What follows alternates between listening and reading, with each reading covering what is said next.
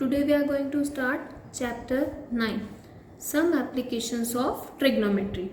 Measuring heights and distance is an important application of trigonometry. In this chapter, we shall study the use of trigonometry in measuring the height and the distance of towers, buildings and other objects. Okay, so we start with some definitions. First definition is line of sight. The line of sight is the line drawn from an eye of an observer to the point in the object viewed by observer. Okay, this is called line of sight. Next one is angle of elevation. In this case, the angle of elevation of an object viewed is the angle formed by the line of sight with the horizontal line. That is the case when we raise our head and look at the object. It's called angle of elevation. In this figure, let P is the position of object, okay, and the horizontal line OA, O be the observer, okay, O be the observer of in this figure. Then OP is the line of sight, and angle AOP is called the angle of elevation because the observer has to elevate the raise his or her line of sight from the horizontal OA to see the object. Okay. Next one is angle of depression. The angle of depression of an object viewed is the angle formed by the line of sight with horizontal. Okay, when it is below the horizontal level, that is in the case when lower or head at the look at the object. Okay, उसमें हमारी horizontal line जो angle of elevation है उसमें यहाँ पर रहती है और depression में कहाँ पे रहती है, यहाँ पे. ओके, यहाँ पे हम कैसे देते हैं, किसी भी ऑब्जेक्ट को अगर हमें देखना है तो एंगल ऑफ डिप्रेशन में क्या होता है कि हमारा एंगल चेंज हो जाता है. ओके, यहाँ पे हम कैसे देखते हैं, बिलो देखते हैं. किसके बिलो देखते हैं, हमारा below to the horizontal level. किसके बिलो देखते हैं, होरिजोनटल लेवल के. ओके, उसमें हम अबाव देखते हैं और इसमें हम क्या देखते हैं, below. Okay, in this figure let P be the position. P क्या है, हमारी ऑब्जेक्ट की पोजिशन है. P be the position of an object below the horizontal line OA. Okay, then OP is the line of sight. And angle AOP is an angle of depression. This angle AOP is called the angle of depression. Okay, because the observer has to lower his or her line of sight from the horizontal OA to see the object. Here is object and this is the horizontal line. Okay, what is horizontal line? A plane level parallel to the earth's surface. Is called horizontal plane level, and a line drawn from plane parallel to the horizontal plane is called the horizontal line. Okay, so you understand, we are talking about line of sight, horizontal line, angle of elevation and angle of depression. Okay, इन सब का use करके हम exercise 9.1 solve करते हैं. Exercise 9.1 question number first. A circus artist is climbing a 20-meter long rope which is tightly stretched and tied from the top of the vertical pole to the ground. Find the height of the pole if the angle made by the rope with the ground level is 30 degree. हमें यहाँ पे क्या दिया है, एक circus artist है जो climb कर रहा है, तो उसकी रोप कितनी दी है, हमें कितनी दी है, रोप 20 मीटर. ओके, और एंगल कितना दिया है हमें ग्राउंड लेवल का, 30 डिग्री. इस एक्सरसाइज के सारे क्वेश्चन जो आप करेंगे वो टोटली बेस्ड है डायग्राम पे. अगर आपका डायग्राम सही बना है तो आपका क्वेश्चन भी करेक्ट होगा. ओके, तो हमने पहले डायग्राम ड्रॉ कर लिया. ABC एक ट्राइंगल बनाया. ठीक है, हमारा एंगल कौन सा है, एंगल ऑफ एलिवेशन है. ओके, ये हो गया हमारा 20 मीटर. ये क्या है, सर्कस क्लाइंबिंग, तो रोप ये हमारी 20 मीटर और ये हमारा angle. In the given figure AB is the height of the pole and AC is equals to 20 meter is the length of the rope which is tied from the top of the pole to the ground at the point C.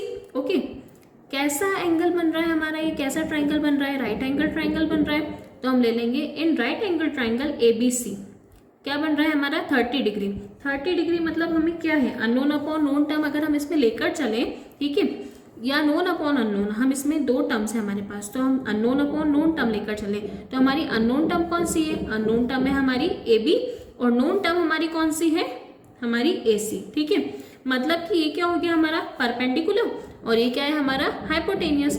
हमने इसके पहले 8 chapter किया था, उसमें आपने sine, cos, tan, cot, cosec, sec इन सब के बारे में पढ़ा था, इन सब की प्रॉपर्टीज भी पढ़ी थी, सारे फॉर्मूले हमने पढ़े थे, PBP, HHB हमने पूरा पढ़ा था। ठीक है, उसी के अकॉर्डिंग हम देखेंगे यहाँ पर सबसे पहले कि हमें यहाँ पे 30 डिग्री का एंगल दिया है तो वो एंगल कैसा बन रहा है। हमें फाइंड क्या करना है, यहाँ पर हमें फाइंड करना है कि इसकी जो है हमारी हाइट कितनी है पोल की।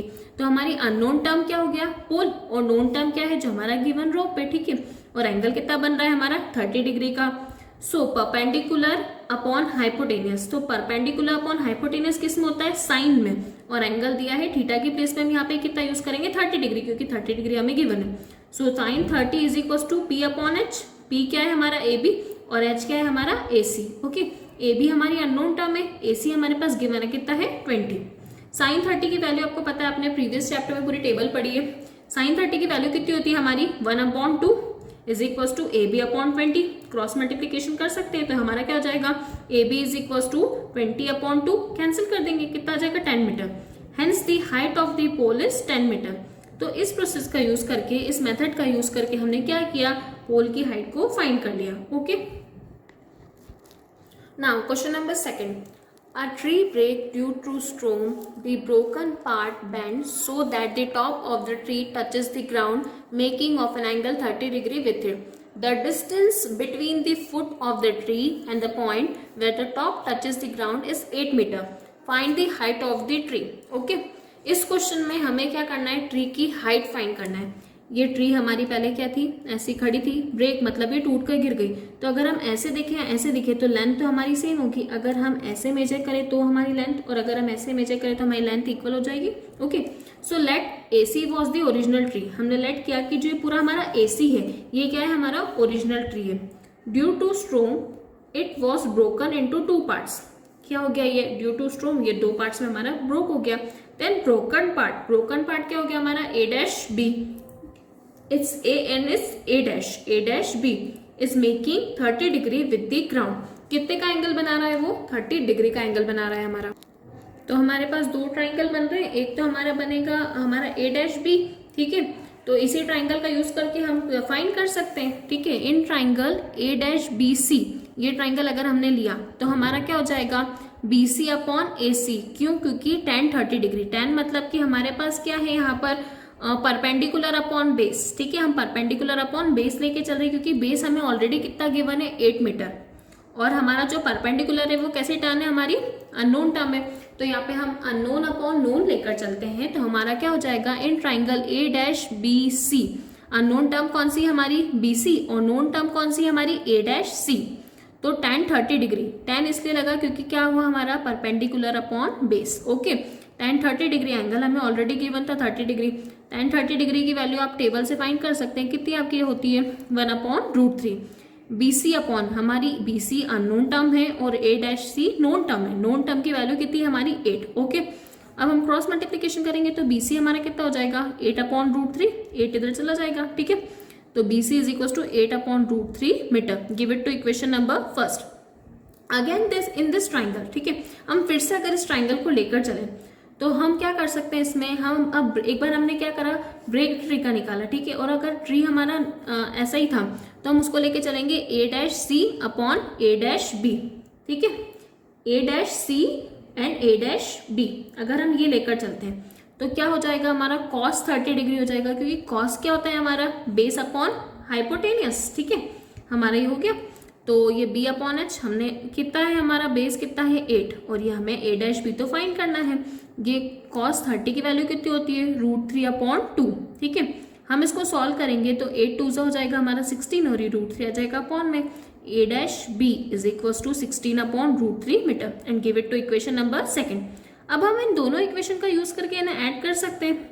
From equation first and second what we get the height of tree. Height of tree is equals to a-b plus bc. a-b is 16 upon √3 and bc is equals to 8 upon √3.